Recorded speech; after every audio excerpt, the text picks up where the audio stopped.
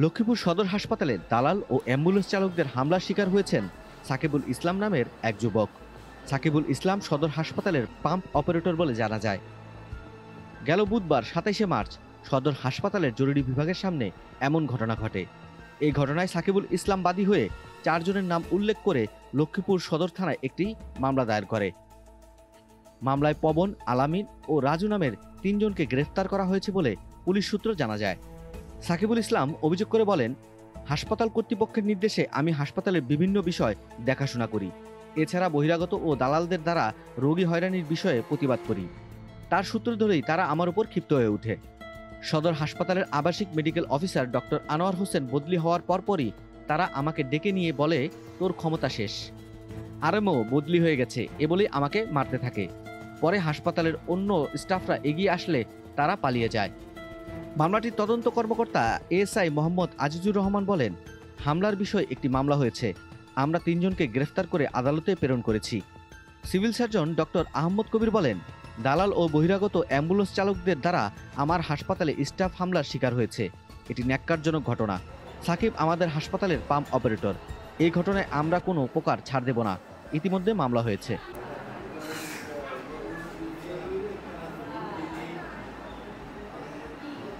আমি সাধারণত ডিউটি অবস্থা ছিলাম। আমি ওখানে ইমার্জেন্সি ইন্টারিং করে ওখানে ডিউটি অবস্থা ছিলাম। আমি স্যারের রুমে ছিলাম, বাইরে শব্দ শুনলাম। শব্দ করার পর আমি সামনে গেলাম, দেখলাম যে তাকে মারধর করতেছে। মারধর করার পর তাকে আহত অবস্থা আমি সাথে নিয়ে আসি। তাকে ইমার্জেন্সিতে প্রাথমিক চিকিৎসা, ডাক্তার দেখে ওনাকে প্রাথমিক চিকিৎসা দিয়েছে। তারপর উনি ভর্তি দিয়েছে। ভর্তি দেওয়ার পর মারছে তার মুখে শুনছে আমি যে পবন, আলামিন, রাজু সহকারে ছিল তারা আহত করছে। আসলে লক্ষ্মীপুর জেলা সদর হাসপাতালে কিছু বহিরাগত দালাল এবং অ্যাম্বুলেন্স ড্রাইভার উপদ্রব রয়েছে। তারা অনেক সময় বিভিন্ন প্রলোভন দেখিয়ে রোগীদেরকে হাসপাতালে চিকিৎসা থেকে বিরত রেখে তাদেরকে অন্য জায়গায় ট্রান্সফার করার জন্য চেষ্টা করে থাকে এবং বলে যে হাসপাতালে চিকিৎসা হয় না, বা অন্য জায়গায় বাইরে পরীক্ষা নিরীক্ষা করেন অথবা বাইরে হাসপাতালে ভর্তি করার জন্য তারা সচেষ্ট থাকে। এদেরকে আমরা প্রতিরোধ করার জন্য অনেকবার পদক্ষেপ নিয়েছি। বিভিন্নভাবে আমরা তাদেরকে নিষেধ করি এবং আমাদের স্টাফরাও নিষেধ করে থাকে। তবে আমাদের লোকবল কম থাকায় এবং আমাদের সিকিউরিটি গার্ড না থাকায় তারা এই কথাগুলো শোনে না। অনেক সময় দেখা যাচ্ছে যে কর্তৃপক্ষ, আমি বা আরএমও যখন যাই তখন তারা দূরে সরে থাকে, কিন্তু আমরা যখন চলে আসি তারপরে আবার তাদের কর্মকাণ্ড শুরু হয়। তো গত কয়েকদিন আগে যেদিন সাকিবের ঘটনা ঘটলো, সাকিব নামে আমাদের একজন পাম্প অপারেটর, সে আউটসোর্সিং পাম্প অপারেটর হিসেবে কাজ করছে। সে প্রায় এগুলো নিয়ে প্রতিবাদ করতো। তো ওকে ওদিন একা পেয়ে ৩-৪ জন যারা দালাল এবং অ্যাম্বুলেন্স ড্রাইভার বিভিন্নভাবে জটলা করে থাকে অনেক সময়। তো তারা ওই সাকিবকে অতর্কিতে মারধর করে এবং তাকে মাথায় আঘাত করার পরে তার মাথায় একটা সেলাই দিতে হয়। তো এই ব্যাপারটা আমরা যখন জানতে পারি তখন সাথে সাথে আমি এসপি মহোদয়কে বিষয়টি জানাই, জেলা প্রশাসক মহোদয়কে বিষয়টি জানাই এবং আমি সাকিবকে থানায় মামলা করতে বলি। সাকিবের ভাই এবং বাবা মা থানায় মামলা করেন এবং পুলিশ আমাদের সাথে সাথে তৎপর হয় এবং ওই রাত্রেই ৩ জন আসামিকে ধরে থানায় নিয়ে যায়।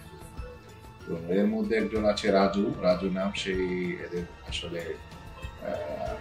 নেতৃত্ব দিয়ে থাকে। এছাড়া আরো ২ জন আছে, এরা সবসময় এই কাজগুলি করে থাকে। এরা চিহ্নিত এবং এদের যদি দৃষ্টান্তমূলক শাস্তি হয় তাহলে আসলে অন্যরা সাবধান হয়ে যাবে। বিশেষ করে এই দালালগুলো বেশিরভাগ ক্ষেত্রে দেখা যায় স্থানীয় কোনো প্রভাবশালী ব্যক্তি বা রাজনীতি ছত্রছায়ায় থাকে এবং তারা অনেক সময় নিজেদের প্রভাব বিস্তার করে থাকে এবং কোনো স্টাফ যদি কেউ কিছু বলতে চায় তাদের উপর তেড়ে আসে। তারা তাদের শক্তিমত্তা দেখায় এবং তারা মনে করে যে তাদেরকে কেউ কিছু বলতে পারবে না।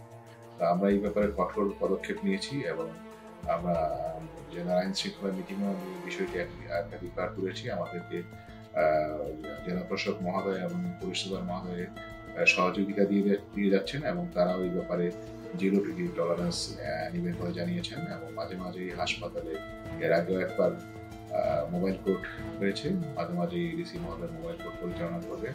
বিষয়টি আমি এনএসআইকেও জানিয়েছি, এনএসআই দিদি মহোদয়কে, ওনারাও বিষয়টি দেখছেন।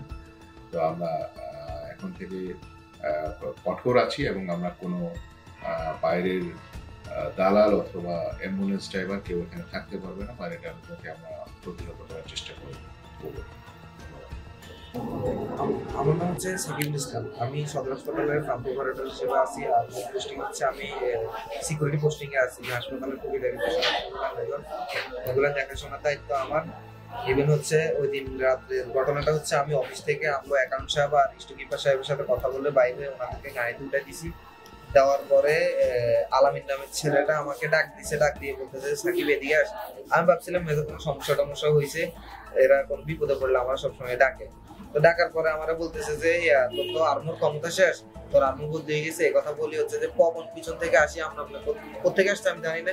সাবিদি আমার চোখ বাইরে গায়ে দিতে গেছে, আমি মাথাটা একটু নিচে সরাচ্ছি, নিচে সরানোর সাথে সাথে আমার এখানে গায়েটা লাগছে, এখানে শিলে রাখছে। ইভেন হচ্ছে যে এরা 2-3 জনে মারছে। আর রাজু পিছন থেকে বলতেছে যে কি মারস, দুইটা মিলে মারতেছে, সেগুলো ওদের মারিয়ে এলাতে হারস না, কি মারতেছে। এরপরে আমার পকেটে লেবারের টাকা ছিল 53,000, পবন এই টাকাগুলো নিয়ে গেছে। নিয়ে যাওয়ার পরে হচ্ছে যে মানে হেরা আমার আরো ইমার্জেন্সি ভিতরে আমার আব্বুর সাথে খারাপ ব্যবহার করছে, আসি আমার আব্বুর গায়ে দিয়ে গেছে। ইমার্জেন্সি ভিতরে অনেক হেনস্থার শিকার হয়েছে আমার ফ্যামিলি। এরপরে আমি যখন ভর্তি ওয়ার্ডে, আমার ভর্তি থাকা অবস্থায় ওই তুষার নামের একটা ছেলে আমার স্টাফে, আমি বলতেছি যে হাসপাতালে পানি নাই, তো একটু পাম্পটা যায় চালাই দিয়ে আমার স্টাফের নিচে ডাক দিয়ে হাসপাতাল দিচ্ছে। আমি যখন ভর্তি অবস্থায় এরকম মেজর অনেক সমস্যা আছে। এরা এরপরে রোগী থেকে হেনস্থার শিকার করে, সাধারণ জনগণ কিছু বলতে পারে না এদের ভয়ে। এরা সাধারণ জনগণকে হুমকি ধমকি দেয় যে যদি কাউরে কিছু বলে এরা বাড়িতে যায় হামলা করবে, এটা করবে সেটা করবে। এদের কাজে হচ্ছে এগুলো মানুষকে হেনস্থার শিকার করবে। আর এখান থেকে রাত্রেবেলা রুগী আসলে রুগীদেরকে বলে ডাক্তার নাই, হাসপাতালে এটা নাই সেটা নাই, এগুলো বলে হচ্ছে রুগীদেরকে প্রাইভেটে নিয়ে যায় হচ্ছে রুগীদেরকে ভর্তি করা। ওই দিন একজন লোক আসি কান্না করে দিছে যে আমার ওয়াইফে সিজার করতে আনছি সদরে, আমার ওয়াইফে নিয়ে গেছে প্রাইভেটে। নিয়ে যাওয়ার পরে আমার ওয়াইফের বিল করছে 40,000 টাকা। আমি কাঠমিস্ত্রির কাজ করে এরপর আমি ওই বিল পরিশোধ করছি, আমি জমি বিক্রি করে বিল পরিশোধ করছি। এরকম শুধু আমি না, এরকম হাজার হাজার মানুষ হেনস্থার শিকার হয়। এরপরে আমার কাছে মনে হচ্ছে এরা ছাদের মধ্যে বসে বসে ইয়াবা টেবিল সেভেন করতেছে, আমি এটা ভিডিও করছি। এটা সম্ভবত ওরা যেভাবে জানছে, জানার পরে হচ্ছে যে এগুলো নিয়ে এরা আমাকে আক্রমণ করছে। আমার বক্তব্য হচ্ছে আমি এটা সুস্থ বিচার চাই। আমার লেবারের টাকা নিচ্ছে, আমার লেবারের টাকাগুলো ফেরত চাই। এরপরে এদের দালাল চক্র কোনো সদর এরিয়ার ভিতরে থাকতে পারতাম। সদর এরিয়ার ভিতরে দালাল চক্র এই ঘটনায় সিভিল সার্জন স্যার নিজে যায় মামলা করছে, আবু স্যার নিজে যায় মামলা করছে। আমি এখন আমার ব্যক্তিগতভাবে কোনো অ্যাকশন নিই নাই। এটা প্রতিষ্ঠানের অ্যাকশন, প্রতিষ্ঠান কি করতেছে এটা ওনাদের অ্যাকশন, প্রতিটাকে ওনাদের অ্যাকশনটা দিচ্ছে। আমি এখনো কোনো অ্যাকশন নিই।